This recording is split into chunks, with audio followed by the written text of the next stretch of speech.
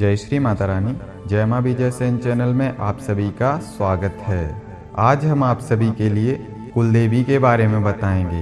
बहुत सारे ऐसे लोग हैं जिनके लिए अपनी कुलदेवी के बारे में पता नहीं है कि जो उनकी कुलदेवी हैं वो कौन है।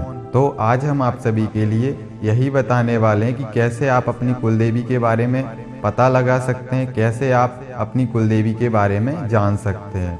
तो उससे पहले आप सभी हमारे YouTube चैनल जय माँ विजय सेन चैनल को सब्सक्राइब कर लीजिए, वीडियो को लाइक कर दीजिए और ज़्यादा से ज़्यादा शेयर भी कर दीजिए। तो अब हम आप सभी को बताते हैं कि कैसे आप किस विधि के द्वारा आप अपनी कुलदेवी के बारे में जान सकते हैं। तो उसके लिए सबसे पहले आपको रविवार की रात्रि में गाय के गोबर से बने जो उपले होते हैं उसको आपको जला लेना है। और अगर आपके घर में जहाँ पूजा वाला रूम है, जहाँ पर आप पूजा पाठ करते हैं, तो वहाँ पर आपके लिए हवन वेदी में गाय के गोबर से बने जो उपले हैं वो जलाने के बाद आपको उसमें रख लेना है। उसके बाद आपके लिए एक मीठा पान लेना है। उसके बाद आपको एक नींबू लेनी है।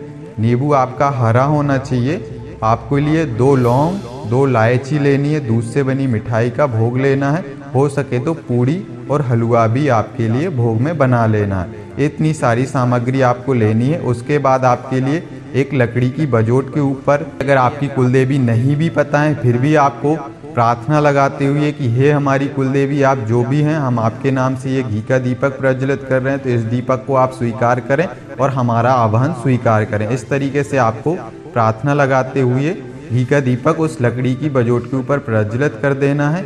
उसके बाद आप सभी के लिए दीपक पर ही अपनी कुलदेवी के नाम से कुमकुम से तिलक लगा देना है। उसके बाद आप सभी के लिए क्या करना है, जो आपके पास में जो लौंग और इलायची का जो आपने जोड़ा रखा है, तो वो आपके लिए एक प्लेट में दीपक के सामने माता कुलदेवी को इस तरीके से महसूस करते हुए, याद करते हुए कि हे कुलदेवी, आप जो भी आप हमारी कुलदेवी हैं, हम आपसे प्रार्थना करते कि हे देवी, लौंग का जोड़ा और इलायची के जोड़े का भोग स्वीकार करें, इसको ग्रहण करें माता। हमें आपका कोई स्वागत कोई सम्मान नहीं आता, तो हे माता, जो भी हमसे स्वागत आपका बन रहा है, तो इस छोटी सी सेवा को स्वीकार कर लौंग और इलायची को स्वीकार करें और ग्रहण करें। इस तरीके से आपको प्रार्थना लगाते हुए लौंग और इलायची को उस प्लेट में रख देना और माँ से प्रार्थना लगा देनी कि माँ स्वीकार करें।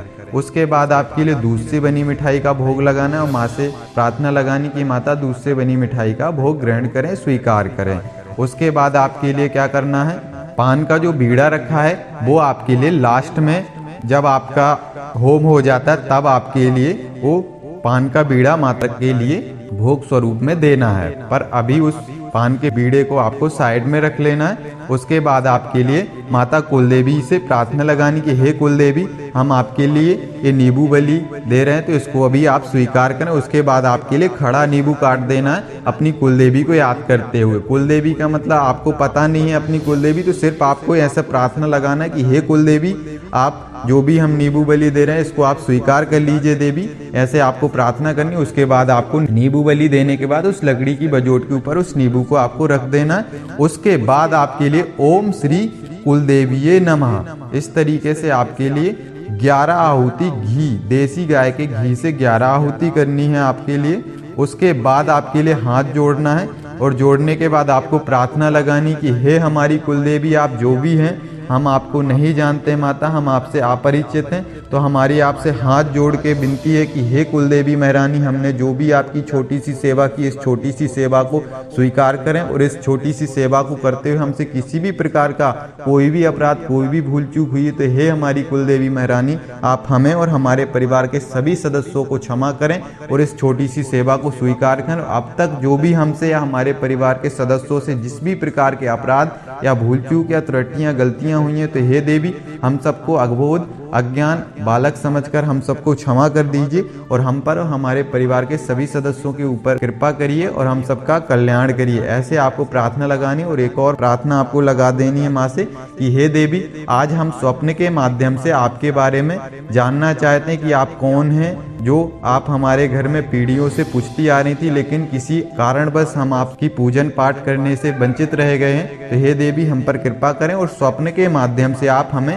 अपना परिचय देने की कृपा करें, ताकि आगे से हम और हमारा पूरा परिवार, आपके सभी बच्चे आपकी सेवा पूजन पाठ कर सकें जिससे आपके परिवार में आपकी पूजन अर्चन होने लग जाए। आपकी जो पूजन पाठ हमारे घर में होती आई है, हमारे बुजुर्ग आपकी पूजा पाठ करते आए हैं, तो वो हम फिर से परंपरागत अनुसार आपकी पूजा पाठ कर सकें। ऐसी आपको माँ से प्रार्थना लगानी और कह देना कि माता आज स्वप्न के माध्यम से कृपा करके आप हमें दर्शन दें या आप अपना परिचय दें, ताकि आपके बच्चे आपको पूज सकें। आगे आपका जो परिवार है वो जन्मों से आपके आशीर्वाद में, आपकी छत्र छाया में रहा है, तो आगे तक आपका परिवार आपकी छत्र छाया में रहे, आपकी शरण में रहे, आपकी ही पूजन पाठ और अर्चन करे। ऐसे आपको माँ से प्रार्थना करनी है। उसके बाद आपको प्रार्थना लगाने के बाद आपको किसी से बात नहीं करनी है और जाने के बाद आपको सो ही जाना है। आपके बेड पर, आपके बिस्तर पर आपको शयन हो जाना है, जिससे आपको जो भी आपकी कुलदेवी महारानी है वो स्वप्न के माध्यम से आपको दर्शन देंगी या आपको अपना परिचय देंगी, जिससे आप अपने आगे आने वाले समय में आप अपनी कुलदेवी महारानी को अपने घर में विराजमान कर सकते हैं, उनका स्थान चयन कर सकते हैं और आप और अपना पूरा परिवार आप अपनी कुलदेवी महारानी का पूजन पाठ कर सकते हैं। क्योंकि हर एक व्यक्ति के जीवन में कुलदेवी की पूजन पाठ अर्चन करना बहुत ही जरूरी है, क्योंकि कुलदेवी के बिना आप किसी भी मार्ग में आप आगे नहीं बढ़ पाएंगे, चाहे वो व्यवहारिक मार्ग हो या फिर परालौकिक मार्ग हो। अगर आप एक साधक हैं तो साधक के लिए भी कुलदेवी का पूजन पाठ अर्चन करना बहुत ही महत्वपूर्ण है। और साथ ही साथ अगर कोई व्यक्ति व्यवहारिक जीवन भी जी रहा है तो उसके लिए भी कुलदेवी की छत्र छाया होना बहुत ही महत्वपूर्ण है। हर क्षेत्र में अगर आपकी कुलदेवी महारानी की अगर आपके ऊपर कृपा है तो आप हर क्षेत्र में तरक्की कर सकते हैं। लेकिन अगर कुलदेवी महारानी की अगर आपके ऊपर कृपा नहीं है तो आप कहीं ना कहीं बहुत ज़्यादा ठोकरें खाएंगे, बहुत ज़्यादा समस्याओं में गृहस्थ रहेंगे, क्योंकि कुलदेवी महारानी ही आपके सभी प्रकार के मार्ग प्रशस्त करती हैं, सभी प्रकार के मार्ग को खोलती हैं,